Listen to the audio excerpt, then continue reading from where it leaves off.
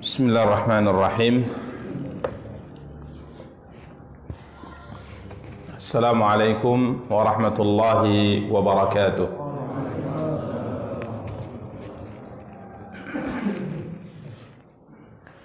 Alhamdulillahi rabbil alamin. Wal aqibatu lil muttaqin fala udwana illa 'alal zalimin.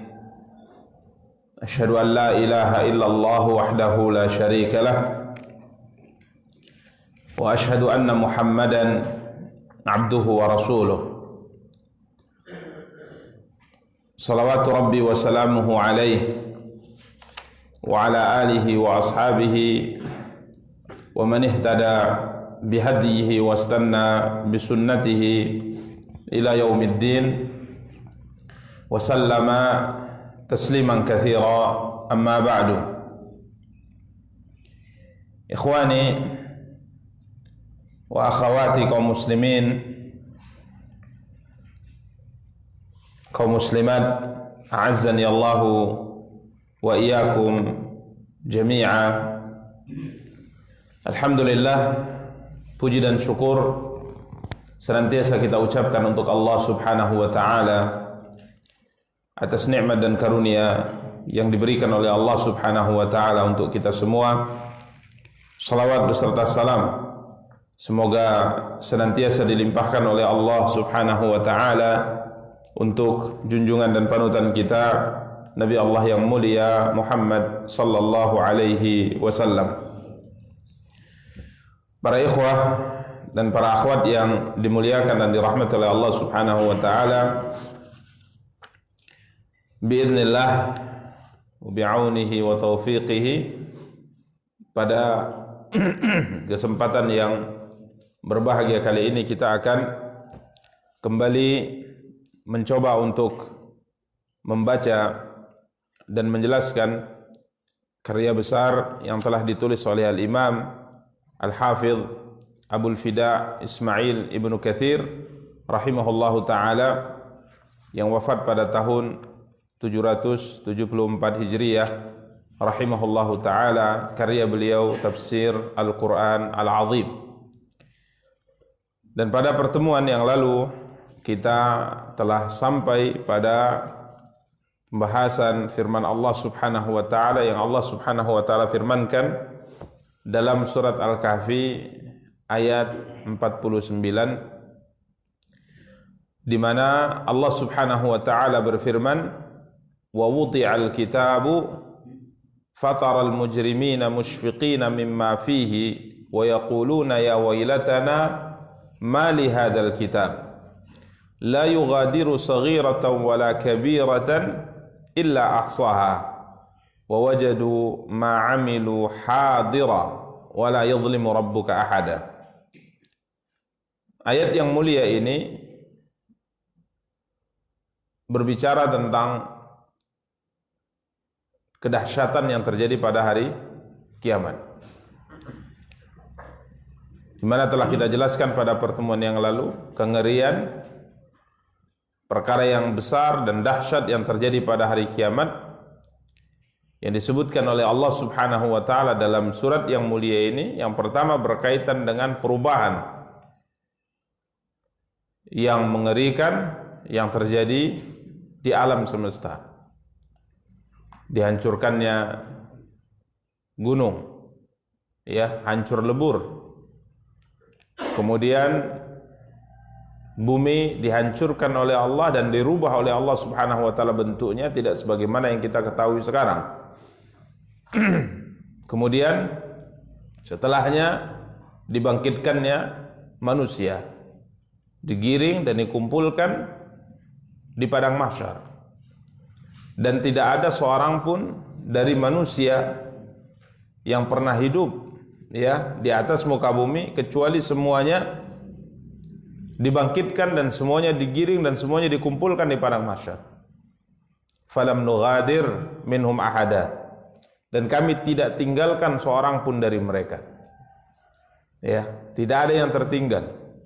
Tidak ada yang tidak dibangkitkan, tidak ada yang tidak digiring ke mahsyar, dan tidak ada yang tidak berkumpul di sana. Semuanya dihidupkan kembali, semuanya digiring, dan semuanya dikumpulkan oleh Allah Subhanahu wa taala. Kemudian berikutnya yang disebutkan oleh Allah Subhanahu wa taala tentang kedahsyatan yang terjadi pada hari kiamat, uridu ala rabbika saffa.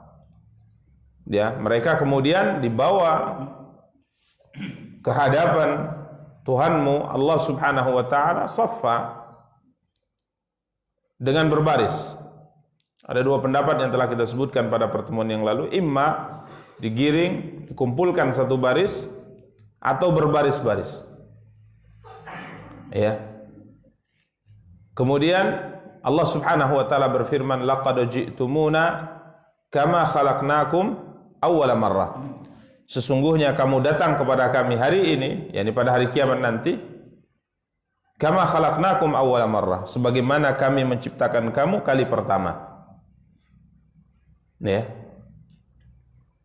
Dan para ikhwah dan akhwat yang dimuliakan dan dirahmati Allah, telah kita jelaskan pada pertemuan yang lalu bagaimana kita diciptakan oleh Allah pertama kali, begitulah kita akan dikembalikan pada hari akhirat kepada Allah Subhanahu wa taala.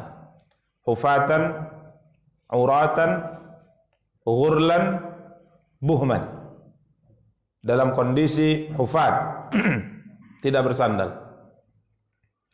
Dalam kondisi uratan, tidak berbusana. Dalam kondisi ghurlan, belum dikhitan. Dalam kondisi buhman, kata Rasulullah, tidak memiliki apapun. Kita kembali kepada Allah Subhanahu wa taala. Sama seperti kita dilahirkan di atas muka bumi ini dalam kondisi seperti itu. Hanya saja bedanya kita kembali tidak membawa hal-hal yang zahir ini.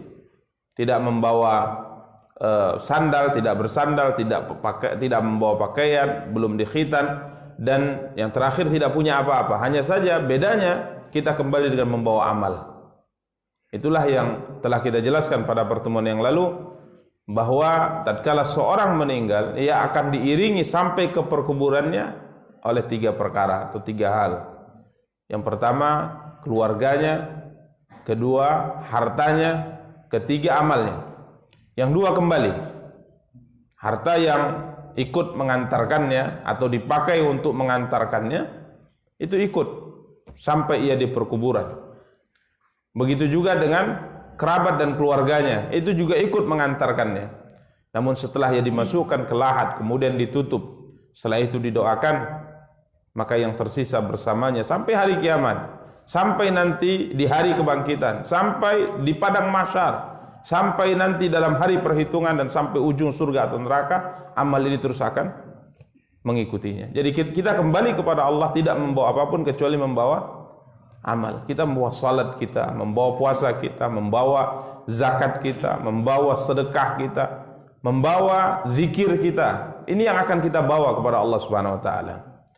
Karena para ikhwah dan para akhwat yang dimuliakan dan dirahmati oleh Allah Subhanahu wa taala, ini yang kekal, yang pada pertemuan yang lalu tatkala kita menjelaskan tentang firman Allah Subhanahu wa taala, al-malu wal banuna zinatul hayatid dunya wal baqiyatus salihatu khairun inda rabbik thawaban wa khairun amala.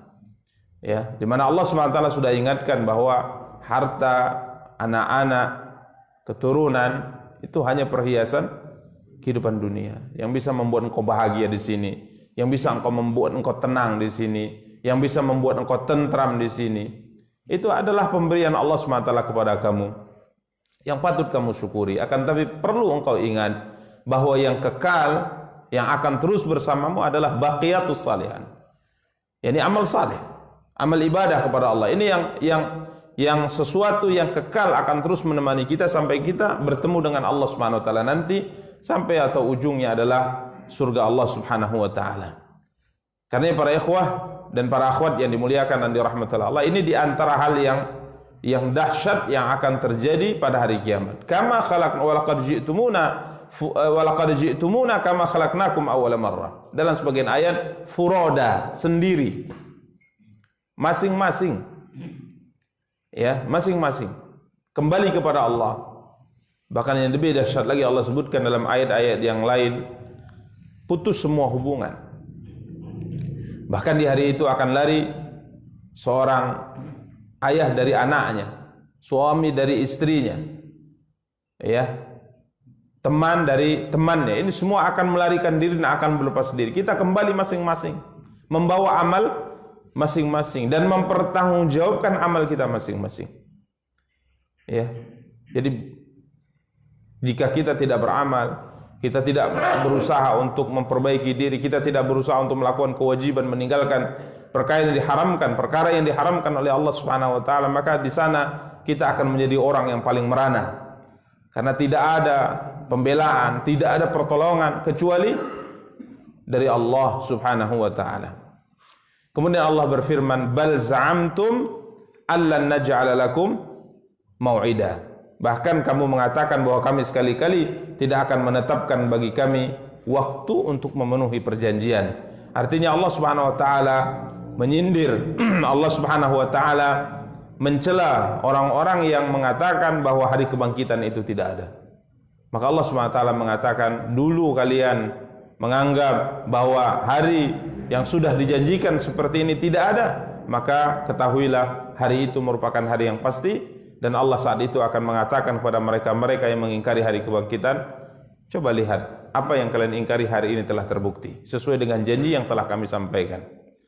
Kemudian di antara yang dahsyat yang akan terjadi pada hari kiamat yang diceritakan oleh Allah, wa wudi al-kitab. Setelah kita berkumpul di mahsyar, dalam kondisi yang sangat mengerikan, wa wudi al-kitab. Kemudian diletakkanlah kitab, yakni catatan amal.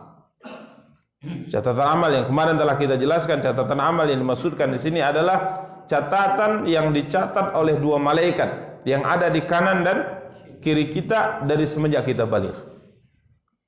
Ya, dari semenjak kita baligh. Tatkala kita mencapai usia baligh,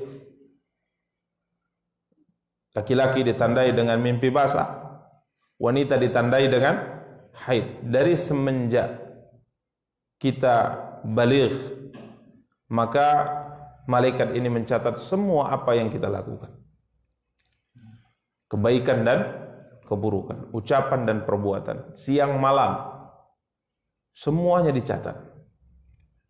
Ya, maka pada hari itu, tatkala mulai dicatat dan catatan ini akan ditutup, tatkala ajal kita menjemput kita, tatkala kita meninggal, maka catatannya ditutup.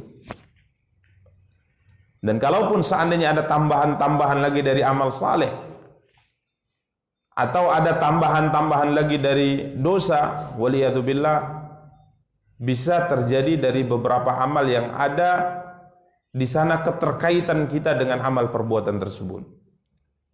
Contoh misal, memang catatan amal kebaikan sudah ditutup, akan tapi mungkin dalam kehidupan kita pernah melakukan sebuah amal yang disebut dengan sedekah jariyah. Kita bersedekah, di mana sedekah ini dimanfaatkan terus menerus untuk ketaatan dan kebaikan kepada Allah Subhanahu wa taala. Jadi walaupun mungkin kita telah bertemu dengan Allah Subhanahu wa taala, catatan amal kita telah ditutup oleh Allah, tapi tetap ada tambahan amal kebaikan dari amal jariyah ini. Begitu juga walaupun catatan ini sudah ditutup, kadangkala bisa juga terjadi penambahan dosa walaupun kita sudah tidak melakukannya. Yani tatkala ada peran kita dari dosa yang dilakukan itu, walaupun kita telah bertemu dengan Allah. Contohnya kita mengajak orang, melatih orang, waliyadzubillah, mengajari orang, waliyadzubillah, untuk melakukan sebuah kesalahan. Kemudian kesalahan itu dilakukan oleh orang yang kita ajari, orang yang kita contohkan, maka sekalipun kita telah meninggal, dosa itu tetap mengalir. Kecuali jika saat ini kita sudah bertaubat sebelum meninggal, kemudian kita ingatkan orang tadi bahwa apa yang saya ajarkan kalian, apa yang saya contohkan kepada kalian dahulu, ini adalah perkara yang salah. Ini bebas. Sama seperti Al-Imam Abu Hasan Al-Asy'ari rahimahullah, tatkala beliau bertaubat dari paham Mu'tazilah, apa yang beliau lakukan? Yang beliau lakukan adalah naik di atas mimbar, kemudian beliau umumkan kepada pengikutnya bahwa ia telah berlepas diri dari paham Mu'tazilah, sama seperti ia membuka jubahnya. Jadi dia berlepas diri. Ini baru putus. Tapi kalau tidak, ya, kalau tidak ada orang yang kita ajari ya untuk melakukan maksiat, kita contohkan kepadanya untuk melakukan maksiat, maka sekalipun kita tidak melakukannya, kalau orang yang kita contohkan tadi mengikutinya atau tetap melakukannya, maka dosa tadi tetap masuk dalam catatan amal kita, waliyadzubillah. Wa wudi alkitab, ya, nanti catatan ini akan disodorkan kepada kita, dibagikan kepada kita, ya. Maka Allah Subhanahu wa taala berfirman dalam kondisi yang sangat mengerikan tersebut, fataral mujrimina mushfiqina mimma fihi wa yaquluna ya wailatana ma li hadzal kitab la yughadiru saghiratan wala kabiratan illa ahsaha wa wajadu ma amilu hadira. Di saat catatan itu dibagikan, maka Allah Subhanahu wa taala berfirman ketakutan akan muncul dari orang-orang mujrimin. Takut dengan catatan tadi, ya. Engkau akan lihat fataral mujrimina musyfiqina mimma fi. Engkau akan lihat orang-orang yang banyak melakukan dosa, khususnya orang-orang yang mengingkari hari kebangkitan dari orang-orang kafir. Musyfiqina mimma fi. Mereka takut dengan apa yang ada dalam catatan tersebut, sampai mereka mengatakan, ya wailatana, duhai celakalah kita, mali hadzal kitab. Ini catatan apa? La yughadiru saghiratan wala kabiratan illa ahsaha. Ya, kitab apakah ini? Ya, kitab catatan yang tidak meninggalkan apapun, perbuatan apapun, baik perbuatan kecil maupun perbuatan yang besar, kecuali semuanya dicatat. Setelah kita jelaskan pada pertemuan yang lalu, sebagian para ulama berpendapat bahwa yang dicatat itu apa? Yang dicatat semua perbuatan, semua ucapan, apapun ucapan yang muncul dari lisan kita dan apapun perbuatan yang kita lakukan, itu semuanya tercatat. Dia seperti merekam sebuah kejadian yang kita lihat atau yang kita ketahui dengan alat saat ini, ya, mungkin divideokan, ya, semuanya yang pergerakan kita setelah balik sampai mati semua dicatat, ya, yang berkaitan dengan dosa maupun yang tidak berkaitan dengan dosa. Ini pendapat yang pertama. Sampai kemarin kita sebutkan ulama, diantaranya Imam Ahmad rahimahullah, tatkala sampai kepada beliau bahwa aninul marid, keluhan yang keluar dari lisan orang yang sedang sakit, itu juga dicatat. Aduh, berapa kali? Aduh, catat. Sampai itu pun dicatat menurut sebagian pendapat para ulama. Karenanya di antara mereka tatkala sakit, mereka tidak mau mengucapkan itu karena mereka tidak mau dalam catatan amal yang tertulis kecuali yang ada pahalanya saja. Jadi jangankan dosa, yang tak berpahala saja walaupun tidak berdosa, mereka tidak mau tercatat apa yang mereka ucapkan dan apa yang mereka lakukan. Semuanya dicatat. Ini pendapat yang pertama. Pendapat yang kedua berpendapat bahwa yang dicatat itu hanya berkaitan dengan pahala dan dosa saja. Yang berkaitan dengan pahala dan dosa, yang tidak berkaitan dengan pahala dan dosa itu tidak dicatat. Tapi intinya para ikhwah, ini menunjukkan bahwa hidup ini selalu dipantau. Hanya saja pemantauan ini sifatnya gaib. Sifatnya gaib. Dia tidak terlihat. Tapi kita beriman yang ini adalah sebuah kepastian. Ya, ini terus dicatat sampai kita bertemu dengan Allah. Karenanya kalaupun saatnya kita tergelincir, kalaupun saatnya kita tersalah melakukan sebuah kesalahan, cepat kembali kepada Allah dengan istighfar. Mohon ampun. Rasulullah sallallahu alaihi wasallam bersabda, "Tubu ilallah wastaghfiruh." Bertaubat kalian kepada Allah dan mohon ampun atas kesalahan yang kalian lakukan. Sesungguhnya aku dalam satu hari memohon ampun kepada Allah 70 kali, dalam sebagai riwayat 100 kali dalam satu hari. Sampai beliau mengatakan, "Innahu la yughanu ala qalbi." Sesungguhnya kadangkala aku merasakan hatiku tertutup. Ya. Jadi hati manusia ini bisa tertutup dengan perbuatan-perbuatannya. Tapi yang membedakan antara Nabi dengan selain Nabi, bahkan antara Muslim dengan orang kafir, ini tutupannya berbeda-beda.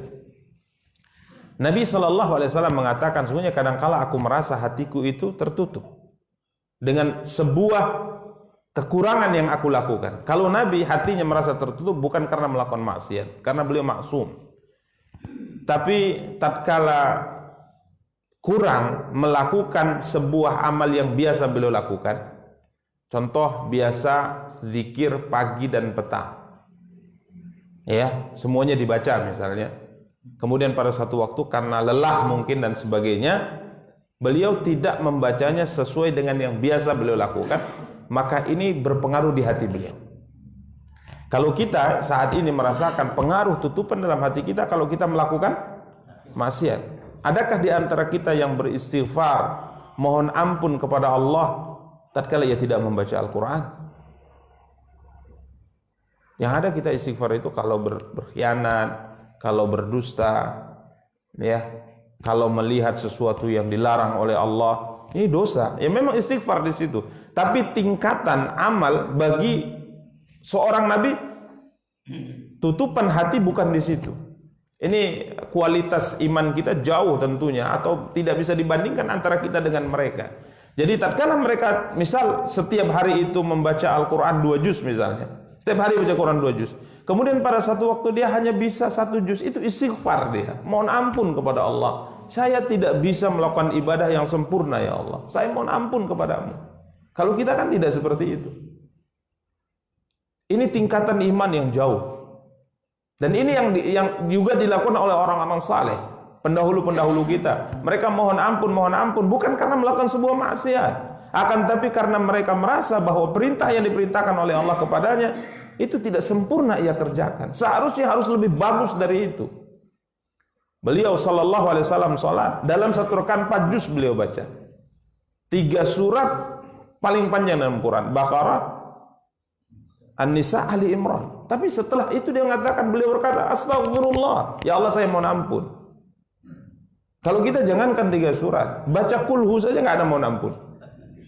Baca kulhu Allahu ahad, biasa, ya udah hebat kita, bisa sholat witir, nggak ada kita mohon ampun. Tapi para nabi subhanallah, bentuk sholatnya seperti itu, bentuk sedekahnya sampai orang-orang mengatakan, masuk Islam kalian semua. Muhammad itu membagikan harta, bersedekah selayaknya orang yang tidak takut kemiskinan.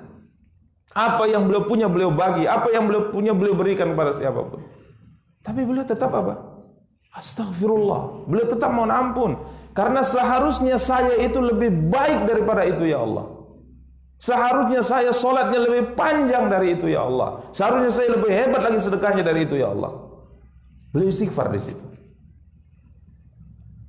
Ini kualitas iman yang berbeda. Kalau kita kan tidak. Setelah melihat sesuatu yang diharamkan baru apa? Istighfar.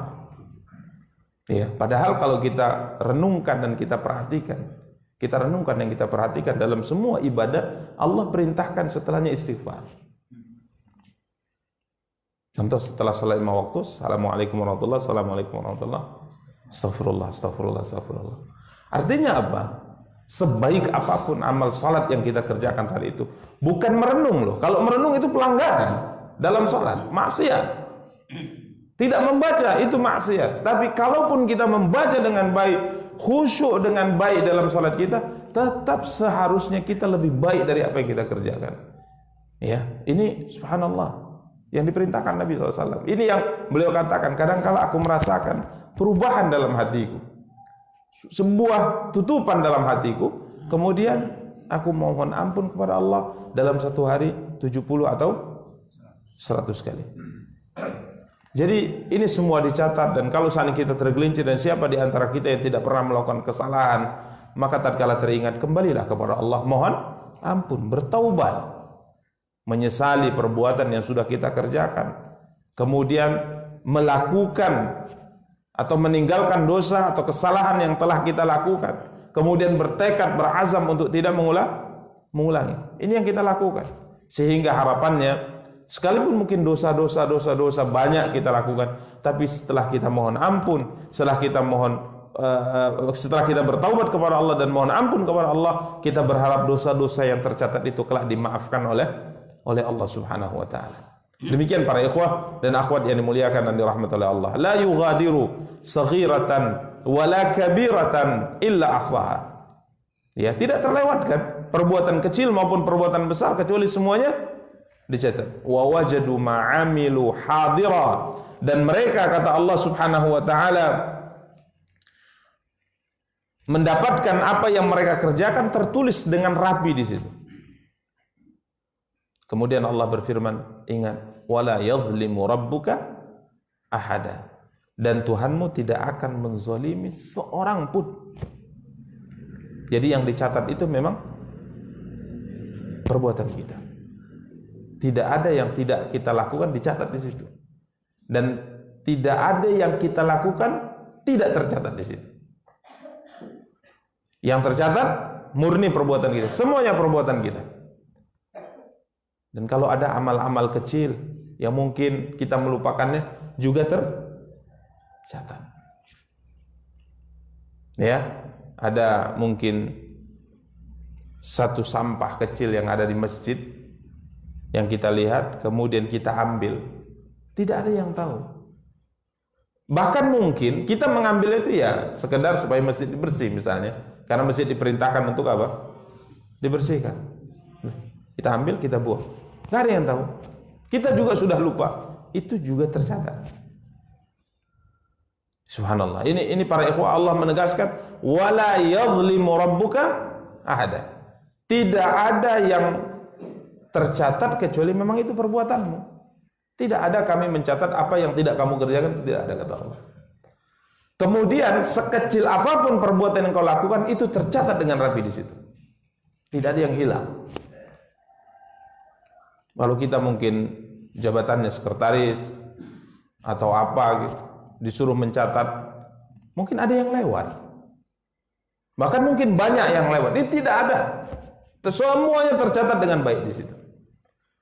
Kemudian karenanya tatkala kami memberi balasan atas perbuatan baik yang kamu lakukan, atau kami menimpakan hukuman atas perbuatan buruk yang kamu lakukan, kami tidak menzalimi kamu. Ini perbuatan kamu,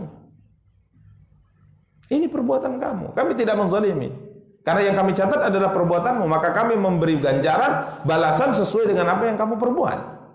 La yadhlimu rabbuka ahada. Ibnu Katsir berkata, fayahkum baina ibadihi fi a'malihim jami'ah. Allah SWT akan memutuskan keputusan hukuman untuk semua amal mereka semuanya. Yang baik akan diberikan ganjaran, pahala, kebaikan. Yang buruk juga akan diberikan hukuman yang setimpal. Allah berfirman, wala yadhlimu ahadan min khalqi. Ibnu Katsir berkata, Allah tidak akan menzalimi seorang pun dari hambanya. Bahkan yang ada ya'fu wa yasfah wa yaghfir wa yar'am. Bahkan yang ada Allah akan memaafkan, Allah akan memutihkan, Allah akan mengampuni, dan Allah akan menyayangi. Ya, ini yang akan terjadi di sana. Jadi Allah tidak menzalimi, bahkan yang ada Allah akan memaafkan. Bagi orang yang layak diberikan maaf, Allah akan maafkan. Dan banyak sekali cerita-cerita dari Nabi kita yang mulia sallallahu alaihi wasallam bagaimana maaf yang akan diberikan oleh Allah kepada hambanya. Bahkan dalam Al-Qur'an Allah mengatakan, faman thaqulat mawazinuhu fahuwa fi 'ishatir radiyah. Siapa yang nanti tatkala ditimbang catatan amalnya, yang catatan-keburukan diletakkan dalam satu daun timbangan, kebaikan diletakkan dalam daun timbangan yang lainnya, kemudian ditimbang. Kalau seandainya amal kebaikan lebih berat, maka ia akan masuk surga. Berarti amal keburukannya itu dimaafkan oleh Allah. Ini yang ada. Jadi Allah tidak akan menzalimi. Bahkan kadangkala ada amal yang kecil dianggap tidak akan menyelamatkan, itu pula yang bisa menyelamatkan dia. Jadi semuanya dosanya dihapus. Tapi ingat, wa yu'adzibu man yasha'u biqudratihi wa hikmatihi wa adlihi. Dan Allah juga kadangkala akan menyiksa siapa yang dikehendaki olehnya dengan kuasanya, dengan hikmahnya dan keadilannya. Jadi tidak semua dimaafkan, tidak semuanya diampuni. Ada yang dimaafkan, ada yang diampuni, ada yang tidak dimaafkan dan tidak diampuni, sesuai dengan kuasanya, hikmah dan keadilannya. Kenapa tidak dimaafkan? Sesuai dengan hikmah yang Allah SWT miliki. Kenapa disiksa? Keadilan, karena ia telah melakukan kesalahan dan dia layak dan pantas untuk dihukum. Wa yamla'un nara minal kuffar wa ashabil ma'asi, dan neraka akan dipenuhi oleh orang-orang yang ingkar kepada Allah dan pelaku maksiat. Kemudian ashabul ma'asi, pelaku maksiat dari kalangan orang beriman, ini akan diselamatkan, sedangkan orang yang kafir, yang ingkar kepada Allah, ini akan kekal di dalam neraka. Ini adalah ketetapan dari Hakim yang Maha Adil, yang tidak akan pernah menzalimi hambanya. Demikian para ikhwah dan akhwat yang dimuliakan dan dirahmati Allah. Bahkan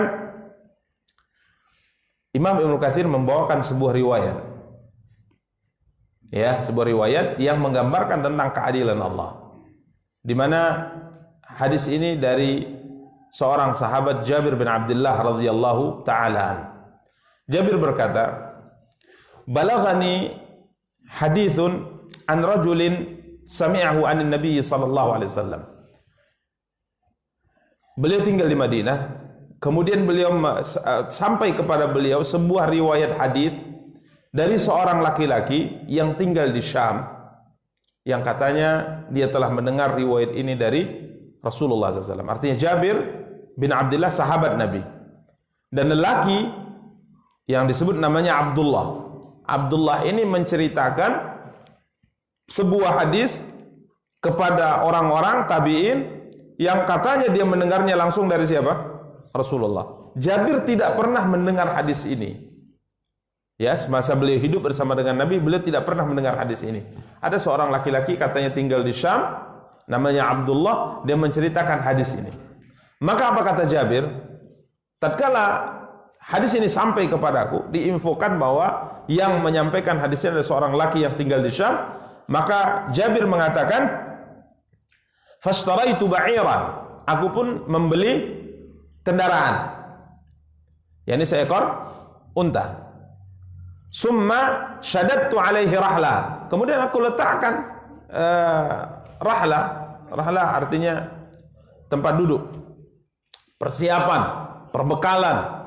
Jadi untuk berangkat kemana? Ke Syam, menemui seorang laki yang namanya Abdullah ini, yang dia katanya menyampaikan sebuah hadis yang aku dengar sumbernya dari beliau ini, yang dia dengar dari siapa? Rasulullah. Fasirtu alaihi syahran hatta qadimtu alaihi Syam. Maka aku berangkat dari Madinah ke Syam, perjalanan dalam waktu 1 bulan. Ya, hanya untuk menuntut atau belajar satu buah hadis dari seorang laki-laki yang namanya Abdullah di Syam. Jadi modalnya coba antum melihat, perjuangan coba antum lihat untuk belajar. Beli kendaraan. Ya, beli kendaraan, kemudian persiapkan perbekalan, melakukan perjalanan satu bulan.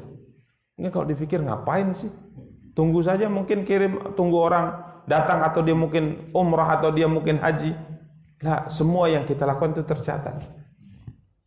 Persiapannya, dia beli kendaraan, dia persiapkan bekal, dia jalan selangkah demi selangkah sampai 1 bulan untuk menuntut ilmu. Itu semuanya tercatat. Karena para ikhwat, tatkala kita hadir di kajian, tidak ada yang luput. Ini sebuah amal, subhanallah, amal yang besar. Sampai Imam Ahmad rahimahullah ta'ala mengatakan, saya tidak melihat ada satu amal sunnah yang menyamai pahalanya dengan menuntut ilmu. Jadi sebagaimana kita sholat 3 rakaat, sholat 2 rakaat, sholat 4 rakaat, sholat sunnah, untuk mengharapkan pahala agar amal yang dicatat oleh malaikat yang ada di kanan dan kiri kita, maka begitu juga kita datang kemari untuk agar juga dicatat oleh malaikat bahwa kita sedang menuntut ilmu. Semua tercatat. Dari mulai niat, mungkin tadi malam, besok pagi saya akan bangun, saya akan berangkat insyaallah setelah subuh untuk mengaji, untuk belajar, ini sudah dicatat oleh malaikat. Berangkat kita berjalan, dicatat oleh malaikat, dan terus kita di sini catat sampai kita kembali. Semua adalah kebaikan. Nabi SAW bersabda, siapa yang keluar dari rumahnya untuk menuntut ilmu, maka ia sama seperti orang yang berada di jalan Allah sampai ia kembali. Catat. Maka kalau berpikir-pikir seperti ini, sudah taklim aja kita akan gitu. Sampai sore taklim. Saya di jalan Allah. Ya, tapi kita punya tanggung jawab, dan itu ibadah juga. Ya, jadi ibadah itu tidak satu jenis. banyak ibadah. Jadi kita setelah ibadah di sini, kita lakukan ibadah yang lain. Mungkin setelah selesai kajian, ya, kita pulang, kita ingin melakukan ibadah yang lain. Misal jalan-jalan, apakah itu ibadah? Ya pada dasarnya mubah. Membawa keluarga jalan-jalan mubah saja. Tapi kalau kita niatkan untuk membahagiakan mereka, ini ternilaikan apa? Ibadah. Makanya sebenarnya sebagaimana kita sebutkan pada pertemuan yang lalu, tidak ada waktu istirahat bagi seorang muslim untuk beribadah. 24 jam semuanya harus ibadah. Bukan ibadah itu bukan hanya salat, ibadah itu bukan hanya di masjid, tapi ibadah itu juga semua aktivitas kita kalau diniatkan untuk Allah semuanya bernilaikan apa? Ibadah. Maka Allah berfirman kepada Nabi yang mulia sallallahu alaihi wasallam, "Fa idza faraghta fansab." Kalau engkau selesai setelah melakukan suatu ibadah, maka bersiaplah untuk melakukan ibadah yang lainnya. Ini enggak ada istirahat sampai kita masuk surga. Baru istirahat. Ya, istirahat itu di surga, bukan di sini. Tapi bukan berarti kita tidak tidur. Kalau kita mau istirahat, pasang niat. Sudah jam 9 misalnya malam, istirahat dulu supaya tidak tertinggal kesiangan sholat subuh. Tidur tetap antum, kita sebutkan kemarin, antum tidur mendengkur, bahkan keluar air liur, ya, nilai ibadah. Nilai ibadah. Jadi tidur bukan sekedar baringkan udah hilang gitu kan. Sebelum tidur wudu dulu, kemudian baca zikir yang bisa kita baca, ya minimal zikir terakhir lah sebelum apa? Tidur. Apa zikir terakhir sebelum tidur? Bismika Allahumma amutu wa ahya. Ya, tidur terlelap. Niatnya untuk apa? Supaya bisa bangun. Ternilaikan ibadah. Makan, walaupun nikmat itu makan, niatnya apa? Untuk supaya kuat melakukan ibadah. Ibadah juga makan itu. Fa idza faragta fansab. Apabila engkau selesai setelah melakukan sebuah ibadah, maka bersiaplah kata Allah untuk melakukan ibadah yang lainnya. Ini kehidupan kita, hari-hari beribadah kepada Allah Subhanahu wa taala. Tapi pemahaman ibadah yang tidak sempit. Karena banyak orang memahami ibadah itu hanya di masjid. Ibadah itu hanya salat, ibadah itu hanya sedekah. Ya, lalu orang yang lumpuh tidak bisa ke masjid, apakah dia tidak bisa ibadah? Ibadah itu hanya sedekah. Lalu orang yang miskin tidak punya uang, apakah ia tidak bisa bersedekah? Ibadah itu banyak. Ini rahmat Allah. Allah telah tentukan bahwa ibadah-ibadah itu pintunya sangat banyak. Silakan lakukan sesuai dengan kemampuan yang Allah berikan pada kita. Ini yang dilakukan Jabir ini tidak sia-sia. Sebagaimana insya Allah yang kita lakukan tidak sia-sia. Semuanya dicatat. Ya, kenapa susah-susah beli kendaraan baru pula kan gitu kan? Untuk menuntut ilmu hanya untuk mendengar satu buah hadis. Satu buah hadis saja. Sampai ke Syam setelah perjalanan 1 bulan dan kita tahu saat itu bagaimana kondisinya. Bagaimana kondisinya? Perjalanan melewati padang pasir. Kalau sekarang ya duduk empuk. Santai gitu ya. Ber-AC lagi kadang-kala kendaraan kita, Masya Allah. Kalaupun tidak AC, naik sepeda motor, kondisi cuacanya tidak panas seperti padang pasir. Subhanallah, perjalanan luar biasa 1 bulan itu. Dan antum tahu Jabir ini siapa? Jabir ini ulama sahabat. Bukan sahabat yang tidak banyak mendengar hadis. Beliau masuk dalam daftar sahabat yang paling banyak meriwayatkan hadis dari siapa? Rasulullah. Tapi tetap belajar, tetap semangat. Faidah Abdullah bin Unais. Sampai aku di Syam, aku tanya-tanya, kiranya Abdullah itu adalah Abdullah bin Unais, teman sejawat, teman seperjuangan tatkala Nabi masih hidup. Fakultu lil bawwab, maka aku sampaikan kepada penjaga pintunya. Ya, penjaga pintunya. Ya, budak sahayanya. Qul lahu Jabir alal bab. Allah alam apakah Abdullah bin As'ad itu sebagai seorang pejabat. Ya, jadi dia mengatakan sampaikan kepada tuanmu bahwa Jabir minta izin untuk masuk, Biasanya dahulu seorang ulama atau bukan pejabat ya, seorang ulama itu kalau misal ada tamu minta izin mau masuk, maka budaknya atau penjaga pintunya minta izin dulu. ke dalam. Ini ada orang mau ketemu gitu. Siapa? Si fulan. Kalau dilihat bahwa yang datang itu memang hal yang penting, maka dia akan katakan silahkan masuk. Tapi kalau tidak penting, dia mengatakan saya sedang beraktivitas seperti membaca, menulis, ya. Karena kadang-kala seorang ulama kalau ada tamu, ya, seorang ulama kalau ada tamu yang kita baca dalam sejarah mereka, kalaupun susah untuk ditolak, maka disuruh masuk. Kemudian ulama ini mengatakan sebelah mataku untuk kamu, sebelahnya untuk baca, ya. Coba lihat nih. Sebelah mataku untuk kamu, sebelah mataku untuk membaca. Artinya silahkan Anda berbicara, saya sambil membaca. Kenapa? Karena mereka tidak mau hilang dari waktu dan umur mereka kecuali untuk ibadah. Kalau kita kan enggak. Ya. Kalau kita semuanya untuk hal-hal yang tidak bermanfaat. Ini ulama, Masya Allah. Jadi sampaikan bahwa yang minta izin masuk adalah Jabir. Faqala Ibn Abdullah, maka dia langsung berkata, apakah Jabir bin Abdullah, sahabat mulia, semua orang kenal Jabir bin Abdullah? Maka dia mengatakan ya, fa kharaja yata'u thawbahu fa'tanaqani wa'tanaqtu. Maka langsung tatkala didengar bahwa yang datang adalah Jabir bin Abdullah, teman seperjuangan di masa Nabi SAW masih hidup, maka dia langsung berdiri, ya, bahkan sambil menyeret bajunya. Artinya pakai baju pun belum sempurna, dia langsung berbenah, langsung keluar menyambut Jabir bin Abdullah. Kemudian i'tanaqani wa tanaqtuhu, dia pun memelukku dan aku memeluknya. Ini sunnah tatkala kita bertemu setelah sekian lama tidak bertemu. Misalnya pulang dari perjalanan atau ada tamu yang datang dari tempat jauh, maka sunnahnya adalah apa? Berpelukan. Fakultu, maka aku mengatakan, ini belum masuk, ini masih di luar. Langsung setelah pelukan mengatakan, sesungguhnya telah sampai kepadaku darimu sebuah hadis yang engkau nisbatkan kepada Rasulullah, yang aku tidak mendengarnya fil qisas, dalam masalah qisas di akhirat. Ini yang berkaitan dengan pembahasan kita bahwa Allah tidak menzalimi hambanya pada hari akhirat. Jadi saya mendengar sebuah hadis yang kau nisbatkan kepada Rasulullah, saya tidak pernah mendengarnya itu tentang masalah qisas. Apa arti qisas? Membalas sebuah kesalahan atau membalas sebuah kezaliman yang telah dilakukan di dunia di akhirat. Tentang qisas. Aku telah mendengar hadis itu yang engkau nisbatkan kepada Rasulullah, yang aku tidak mendengarnya. Fa khasyitu an tamuta aw amuta qabla an asma'ahu. Aku takut engkau meninggal atau saya meninggal, saya tidak langsung mendengarnya dari orang yang mendengarnya dari siapa? Rasulullah. Ini subhanallah ini.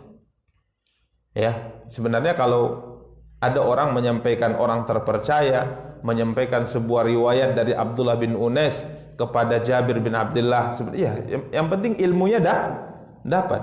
Kenapa mesti harus memastikan, mesti langsung dengar dari orang yang mendengar? Inilah kecintaan kepada ilmu para ikhwah. Ya, beliau mengatakan, saya takut engkau meninggal atau saya belum meninggal, saya tidak mendengar langsung darimu. Faqala, maka tolong ceritakan hadis itu tentang qisas. Maka dia mengatakan, aku telah mendengar Rasulullah sallallahu alaihi wasallam bersabda, yahsyurullahu azza wa jalla an-nasa yaumal qiyamah, aw qala al-ibad uratan ghurlan buhman. Pada hari kiamat Allah akan membangkitkan manusia, mengumpulkan manusia, ya, dalam kondisi uratan, dalam kondisi tidak berbusana, telanjang, ghurlan, dalam kondisi tidak berkhitan, buhman. Dalam riwayat lain tadi telah kita sebutkan, dalam kondisi tidak apa? Pakai sandal. Ya, kemudian buhman. Buhman, qultu wa ma buhman? Aku bertanya kepada Abdullah bin Unais, maksud buhman itu apa? Qal laisa ma'ahum syai'. Dia tidak membawa apapun kecuali amal tadi.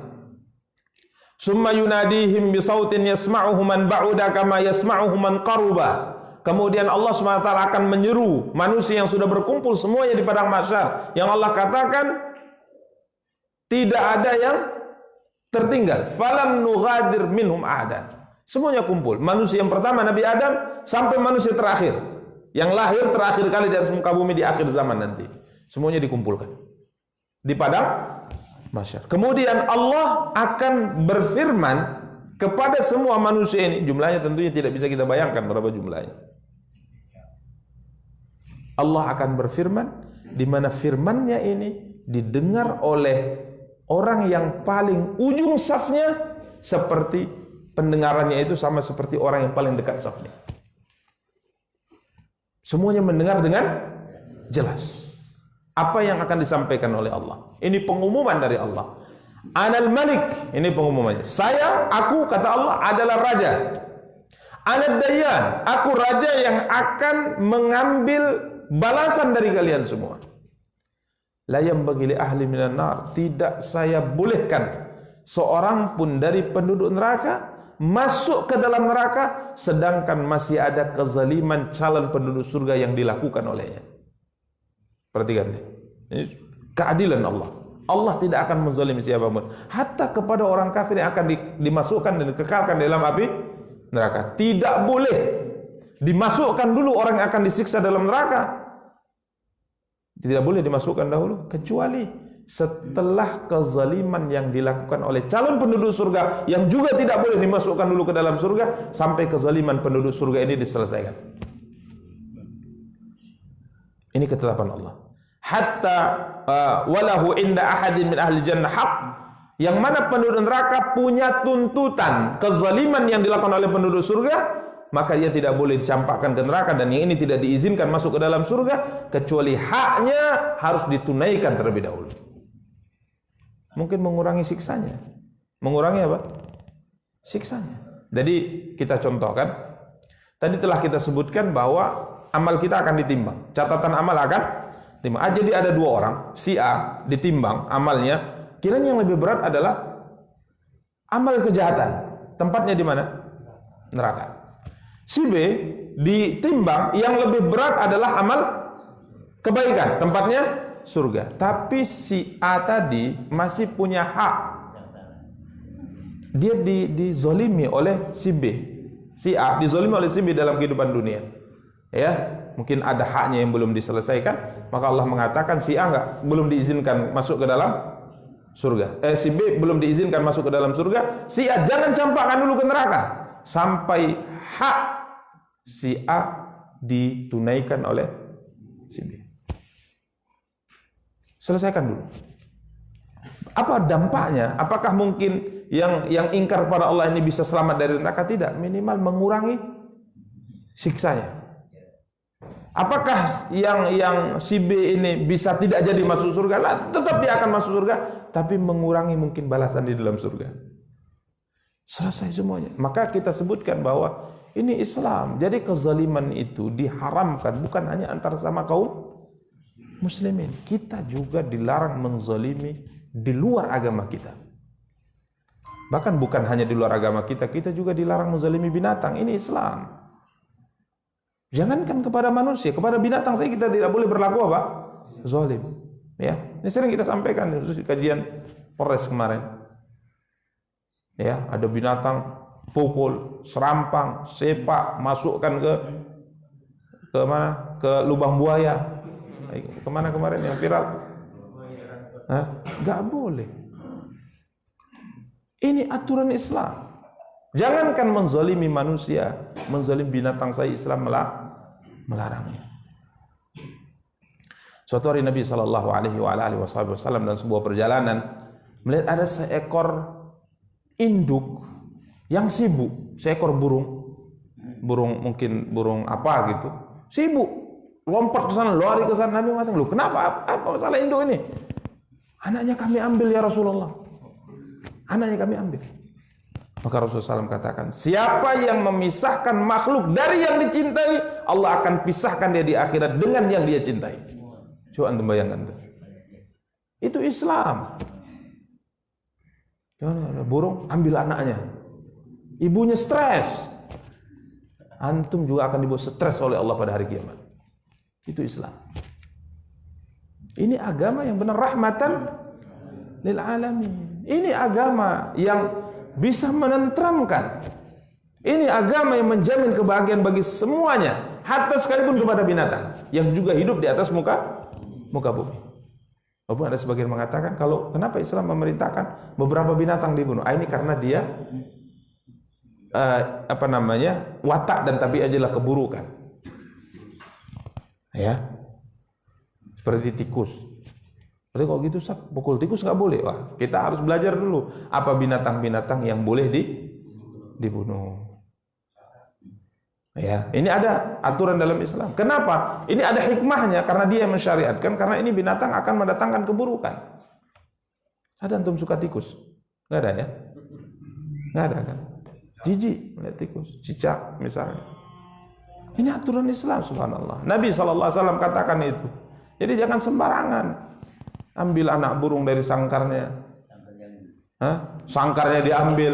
Tuh, dia sudah berjuang membuat sangkar. Coba antum perhatikan bagaimana burung berjuang membuat, antum ambil saja tanpa ada ya sekedar melakukan perbuatan sia-sia. Tidak boleh dalam Islam. Ya. Sampai kuda dinaiki oleh 4 orang. Tidak boleh dalam Islam. Makanya kalau antum mau naik kuda misalnya di beras lagi, antum bilang, saya beratnya sekian lho Pak, gitu. Sanggup nggak kudanya manggu? Oh nggak bisa. Karena saya mau naik satu ekor kuda, saya bilang saya beratnya sekian. Oh nggak boleh, sedang hamil ini Pak Ustadz, katanya. Oh ya jangan, cari yang tidak hamil. Antum sampaikan itu. Karena kalau dia keberatan, ini termasuk perkara yang diingatkan oleh Islam. Ya, Nabi SAW lewat di sekumpulan orang dari kalangan Ansar yang mempekerjakan unta-unta mereka untuk kendaraan pengangkut. Ya, maka Nabi mendekat. Untanya tersebut ngadu kepada Rasulullah. Maka Rasulullah berkata kepada pemiliknya, bertakwa kalian kepada kendaraan-kendaraan pengangkut kalian. Ya, biasa karena mereka saat itu pengangkutnya adalah unta-unta ini. Jadi barang-barang itu diangkut dengan menggunakan apa? Unta. Bertakwa kalian kepada Allah, kepada binatang ini, karena sesungguhnya ia mengadu kepadaku, kalian meletakkan di punggungnya beban yang ia sudah hampir tidak sanggup mengangkutnya. Zalim kepada binatang. Kalau kepada kendaraan yang mati sekarang, mobil, apakah ada zalim? Wallahu a'lam. Ya, karena dia adalah benda mati. Ya, kalaupun berlebihan tonasinya, antum melanggar aturan pemerintah mungkin ya, melanggar aturan pemerintah. Ya, akhirnya kalau patah misalnya membahayakan orang, antum berdosa. Ya, merusak jalan, berdosa. Ini aturan Islam, subhanallah, sangat indah benarnya kalau kita bahas terkait dengan masalah ini. Ya, jadi tentram semuanya. Orang tetangga nggak berani menzolimi apa? Tetangganya, ya tidak berani, karena ini semua ada perhitungan. Sampai disebutkan di sini orang yang akan dimasukkan neraka ditahan dulu, yang masuk surga tidak diizinkan masuk surga dulu sampai hak yang penduduk neraka ini diselesaikan. Jadi sangat sembarangan. Ini kebun orang kafir kan, ambil kan gitu kan? Ya, halal ini hartanya. Siapa yang bilang?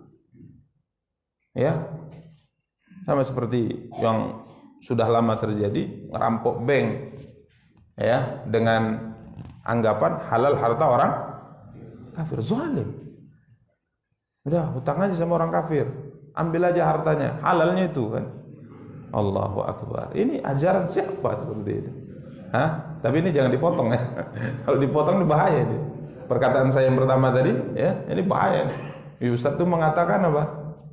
Nah itu. Ini bahaya memotong-motong rekaman ya. Jadi intinya kita dalam agama kita telah menetapkan bahwa kezaliman, hak yang ada pada orang yang akan masuk ke dalam neraka itu dia tidak diizinkan masuk neraka kecuali sampai haknya dikembalikan. Begitu juga sebaliknya, kalau ada penduduk surga yang punya hak yang belum ditunaikan oleh penduduk neraka, ini juga ditahan sampai diselesaikan. Hatta latmah, sampai terkait dengan pukulan, mukul, nampar gitu, pak gitu ya. Itu juga tunggu dulu. Ya. Maka qala Penyelesaiannya bagaimana? Padahal kita kembali kepada Allah tidak membawa apapun. Haknya itu gimana? Ada satu buah yang kita ambil, ada harta yang kita ambil tatkala belum kita tunaikan. Bagaimana cara menunaikannya? Kita kembali dalam kondisi tidak bersandal, tidak berbusana, tidak berkhitan, dan tidak bawa apa-apa. Nggak ada ATM, nggak bawa ATM, nggak bawa uang, nggak ada emas. Sama seperti kita dilahirkan. Lalu bagaimana kita menyelesaikan haknya? Qala bil hasanati was sayyiat. Pelunasan itu dengan kebaikan dan dosa. Jadi pertukaran pahala dan dosa. Nah, ini yang dahsyat ini. Jadi penduduk neraka tadi karena ia punya hak yang belum ditunaikan, maka dia tidak punya pahala, dosanya dikurangi, ambil olehmu dosanya. Sehingga kedudukan penduduk surga ini, kedudukannya di surga turun. Kalau penduduk surga yang punya hak dari penduduk neraka yang belum dibalas oleh penduduk neraka, maka apanya? Dosanya dikurang. Ini makin tenggelam, yang ini makin naik. Makanya sebenarnya kalau kita berbicara tentang orang menzalimi kita, nggak usah sedih-sedih lah. Udah, biarkan aja gitu loh. Nah, kalau bersyukur nggak juga ya. Kan nangis juga sebenarnya kalau dizalimi orang, itu berat juga. Tapi kita tahu bahwa semua ini ada hitungannya. Semuanya ada hitungannya. Tidak ada yang terlewatkan dan tidak ada yang terluput. Bil hasanati was sayyiat. Jadi penyelesaian masalah dengan pertukaran pahala dan dosa. Sampai disebutkan di akhir tafsir ayat yang mulia ini, sesungguhnya di kalangan binatang juga akan diperlakukan hal yang sama.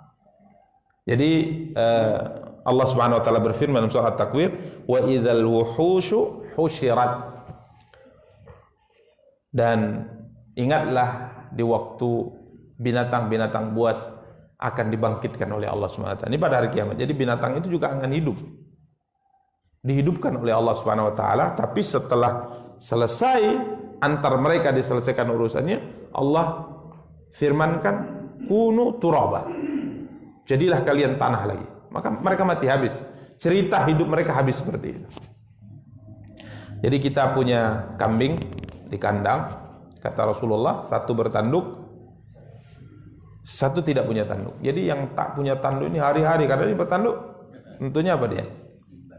Ya. Tanduk, karena dia punya tanduk paling besar pula, yang lainnya takut, nanduk ia aja kerjaannya. Tanduk itu terus tanduk. Ini nanti kata Rasulullah akan dibangkitkan juga pada hari kiamat, dihidupkan. Yang ditanduk-tandui olehnya ini bangkit, yang dia juga akan dibangkitkan. Allah mengatakan gantian. Ini di depan kita melihat dan menyaksikan, sama seperti kita menyaksikan sebuah peradilan, pertunjukan. Selesaikan, maka ini dikasih kesempatan tanduk berapa kali? 10 kali, tanduk 10 kali. Ini berapa kali tanduk? 100 kali, tanduk 100 kali. Selesai. Udah selesai, Allah katakan kunu turaban. Jadi semua binatang diperlakukan sama dan kita menyaksikannya. Kemudian Allah mengatakan jadi tanah. Mati, habis cerita mereka. Allah mengatakan illa umamun amsalukum. Makhluk binatang hidup di sekitar kamu, ini adalah umat sebagai perumpamaan bagi kalian. Kemudian setelahnya kita akan diselesaikan. Tapi setelah kita diselesaikan, haknya dibalikkan, ditunaikan, bukan jadi tanah, enggak. Surga, neraka, itu bedanya. Makanya di saat kita melihat pertunjukan binatang itu yang dizalimi, dibalaskan kezaliman yang dilakukan terhadap dirinya, kemudian diperintahkan Allah jadi tanah, maka semua kita saat itu mengatakan, seandainya aku juga menjadi sebongkah tanah, tak ada surga dan neraka, kiranya berat beban kita. Makanya kalau boleh dipilihkan, para ulama selalu mengatakan demikian, antara hidup tidak hidup, kita pilih tidak hidup. Bebannya berat. Sungguhnya kami telah tawarkan amanah ini kepada gunung, kepada langit, semuanya menolak. Fa'abaina ayyahmilnaha wa ashfaqna minha. Mereka enggan mengambil amanah ini, menjalankan perintah dan meninggalkan apa? Larangan. Mereka takut tidak bisa menunaikan amanah tersebut. Wa ashfaqna minha. Kemudian amanah diambil oleh manusia. Innahu kana zaluman jahula. Ini amanah. Menjalankan perintah Allah menjauhi larangan Allah. Benar, kalau kita bisa terus berada di atas jalan ini, insya Allah ujungnya surga, selamat dari api neraka. Tapi kalau tidak bisa gimana? Maka tidak ada yang kita lakukan kecuali berjuang, terus berjuang, terus berjuang. Ya, dan terus memohon pertolongan kepada Allah Subhanahu wa taala. Ini tentang qisas. Makanya Allah katakan wala yadhlimu rabbuka ahad. Allah tidak menzalimi siapapun dari manusia. Ya, demikian para ikhwah dan akhwat yang dimuliakan dan dirahmati oleh Allah Subhanahu wa taala. Ini penyempurnaan ayat ke-49 dari surat yang mulia ini, surah Al-Kahfi, yang kemarin kita sampai pada firman-Nya wa wajadu ma'amilu hadira. Ya, kita sempurnakan dengan tafsir wala yadhlimu rabbuka ahada. Berikutnya para ikhwah dan akhwat yang dimuliakan dan dirahmati oleh Allah, wa idz qulna lil malaikati isjudu li adama fasajadu illa iblisa kana minal jinni fafasaqa an amri rabbih afatattakhidunahu wa dzurriyyatahu awliya'a min duni wa hum lakum adu bi'sal lidzalimina badala. Dan ingatlah kata Allah ketika kami berfirman kepada para malaikat, sujudlah kamu kepada Adam. Ini awal penciptaan manusia. Awal penciptaan manusia. Jadi Allah SWT sampaikan ini tujuannya apa? Tujuannya adalah agar kita semua sadar bahwa musuh kalian ini adalah musuh abadi. Maka hati-hati dengan dia ini. Ya, ini siapa? Iblis dan bala tentaranya. Allah ingatkan kita ke cerita pertama. Ini tujuannya. Jadi setelah menceritakan tentang dahsyatnya hari kiamat, nanti ada orang yang kalah, ada orang masukkan neraka, Allah ingatkan saat ini kamu harus tahu bahwa musuh abadimu adalah iblis dan bala tentaranya. Maka coba kamu ingat kisah awal, ingat kisah pertamamu, ingat sejarahmu. Jangan kau lupakan apa? Sejarah. Sehingga kita tahu siapa kawan dan siapa lawan. Kadang-kadang kita lupa sejarah, sehingga musuh kita anggap kawan, kawan kita anggap musuh. Lupa sejarah. Begitu juga berbangsa dan bernegara. Kita harus tahu siapa sebenarnya lawan dan kawan kita dari sejarah. Siapa yang menyakiti kita berabad-abad? Yang bukan berarti kita ingin balas zolimi mereka, enggak. Tapi kita berhati-hati karena ada catatan hitam dengan mereka. Ini secara umum seperti itu. Kita tidak tunjuk siapa gitu ya. Jadi secara umum. Ya moga-moga mereka berubah. Tapi kita berhati-hati. Karena mereka telah menyakiti kita panjang. Dan kita juga harus ingat siapa teman-teman kita dalam fakta sejarah. Ya. Karenanya kalau ingat dengan ini, yang sejarah itu tidak mungkin bisa dilupakan. Dan tidak mungkin tidak ada keterkaitan apa yang terjadi saat ini. Kita ingat di zaman Rasulullah ada satu kabilah, walaupun mereka tidak masuk Islam, tapi hati suku kabilah ini dekat sekali dengan Rasulullah. Itu juga kaitannya dengan sejarah lama. Suku Khuza'ah. Suku apa? Khuza'ah. Ini satu kabilah besar yang walaupun di antara mereka tidak masuk Islam, tapi ada kedekatan batin. Kenapa ada kedekatan batin dengan Nabi SAW? Karena kalau dirunut ceritanya, sejarahnya, nenek moyangnya Rasulullah, kakek-kakeknya Rasulullah dengan kakek-kakek mereka ini dari dulu bersekutu, dari dulu dekat gitu. Jadi ada sejarah. Ini sehingga kita tahu siapa kawan, siapa apa? Lawan. Maka disebutkan oleh karena sebab terjadinya Fathu Makkah, pembicara dari suku Khuza'ah datang kepada Rasulullah sallallahu alaihi wasallam, ya Rabbi inni nashidu Muhammad hilfa abina wa abihi al-atlada qad kuntum muldan wa kunna walida thammata aslamna wa lam nanzi iyada.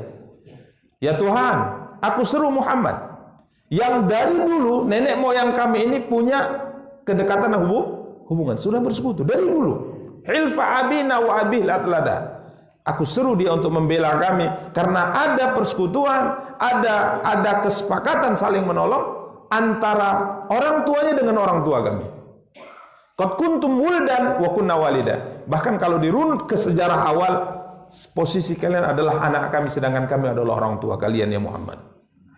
Ini sejarah, jangan dilupakan, sehingga kita tahu siapa kawan dan siapa lawan. Jadi ini juga diingatkan oleh Allah. Hati-hati, perkara dahsyat akan terjadi. Kalian harus tahu di dunia ini siapa lawan dan siapa kawan kalian. Ini adalah musuh yang paling nyata dan abadi. Maka jangan sampai engkau berteman dengan dia. Ya, permusuhan antara kita dengan dia dari nenek moyang kita dulu. Apakah bisa dihilangkan sejarah itu? Tak bisa dihilangkan. Tak bisa dihilangkan. Turun temurun akan terus bercerita. Dulu kita pernah seperti ini, dulu pernah seperti ini. Dan itu terpengaruh di kita. Terpengaruh. Ya. Maka ini para ikhwah dan akhwat yang dimuliakan dan dirahmati Allah, cerita awal di mana Allah ciptakan Nabi Adam alaihissalam, kemudian Allah perintahkan malaikat untuk sujud dan iblis tidak mau sujud. Dan Allah katakan di sini satu-satu ayat dalam Quran yang menegaskan bahwa iblis bukan dari kalangan malaikat. Iblis itu bukan malaikat, kana minal jin. Dia dari bangsa jin. Ya, karenanya kalau sebagian bertanya, bukankah perintah itu kepada malaikat? Jawabannya iya. Lalu kenapa iblis yang bukan dari malaikat juga diperintahkan sujud? InsyaAllah kita sempurna akan membahas pada pertemuan yang akan datang, tapi sedikit saya sebutkan bahwa iblis ini dia dari bangsa jin yang menunjukkan baktinya kepada Allah, ketaatannya kepada Allah, sehingga derajatnya diletakkan di bangsa malaikat atau di makhluk malaikat. Karena malaikat diciptakan dari cahaya, sedangkan jin dari api. Ini beda. Unsur penciptaannya itu berbeda. Tapi karena dia baik, dia menunjukkan ketaatan, dia menunjukkan keikhlasan, secara zahir akhirnya bisa hidup di kalangan malaikat. Tapi ibarat kata pepatah disebutkan Ibnu Katsir, fa indal hajah nadaha kullu wi'ain bima fi. Setelah ujian, setiap bejana akan memunculkan apa yang dikandung olehnya. Jadi kita punya bejana, air ini bersih atau tidak bersih, coba antum goncangkan. Kemudian antum lihat, oh ini bersih, karena memang air bersih. Tapi tatkala antum goncang, mungkin di awal sebelum digoncangkan, endapannya di bawah antum tidak lihat. Wih bersih ya, kan gitu kan. Coba goncangkan, kotor. Jadi beliau mengatakan fa indal hajah nadhaha kullu wi'a'in mimma fi. Di saat ujian datang, di saat ia digoncangkan, di saat ujian itu muncul sehingga terjadi kegoncangan, maka setiap bejana akan mengeluarkan apa yang dikandung olehnya. Begitu juga kita. Kita kalau belum ada ujian, belum ada masalah, kayaknya semuanya hebat gitu. Baik semuanya. Tapi nanti setelah ada ujian, ada goncangan, kita lihat pribadi-pribadi kita bagaimana. Makanya orang Arab dulu selalu mengatakan bahwa safar apa artinya safar?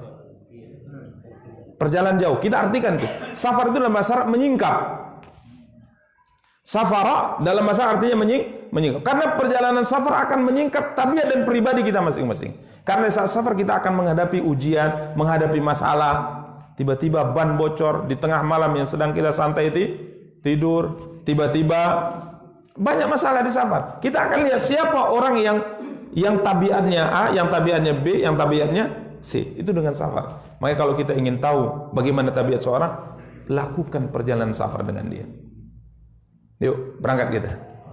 Oh, gini orangnya. Bisa tertandai. Ini safar. Jadi subhanallah, iblis tadi secara zahir akhirnya bisa hidup di kalangan mereka, tapi setelah diuji oleh Allah muncul tabiat aslinya. Kiranya yang dilihat secara zahir tidak sama yang disembunyikan di hati. Muncul, disuruh sujud langsung, saya tidak mau. Ya. Fa indal hajah nadhaha kullu wi'ain bima fi.